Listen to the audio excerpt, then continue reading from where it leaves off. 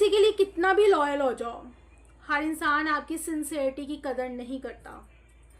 कुछ लोग आपकी मोहब्बत को भी एटीट्यूड समझ लेते हैं और कुछ लोग आपकी खामोशी को इग्नोर।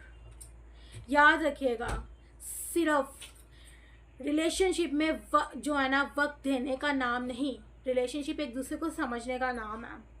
अगर कोई इंसान आपकी नीयत, आपकी थकन, आपकी खामोशी और आपकी सिंसियरिटी को ना समझ सके तो हर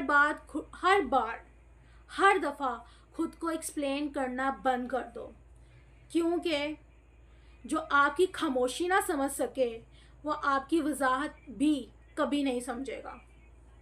अक्सर लॉयल लोग ही आखिर में हर्ट होते हैं, क्योंकि वो दूसरों को खोने से डरते हैं और ख़ुद को भूल जाते हैं कि वो क्या थे और अब क्या हो गया, क्या बन गया। वो हर बार एक्सप्लेन करते हैं, हर बार प्रूफ करने की कोशिश करते हैं और हर बार खुद को करेक्ट साबित करने की कोशिश करते हैं, लेकिन सच ये है, जो जाना चाहता है वो रीज़न ढूंढ ही लेता। हर गलतफहमी लड़ाई नहीं होती। कुछ लोग सिर्फ थके हुए होते हैं, लेकिन दुनिया उसे बदल जाना समझ लेती है।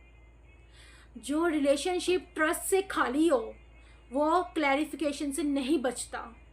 जो आपकी वैल्यू ना समझे उसे अपनी लॉयल्टी साबित करना छोड़ दो। अपनी पीस को बचाना सीखो। हर इंसान को एक्सप्लेन करना ज़रूरी नहीं होता, और याद रखो, जो वाकई आपका होता है वो आपकी खामोशी में भी आपकी तकलीफ़ समझ लेता है। अब मुझे सच सच बताओ, क्या आपने कभी किसी के लिए अपनी पूरी लॉयल्टी दी हो लेकिन बदले में मिसअंडरस्टैंडिंग मिली हो?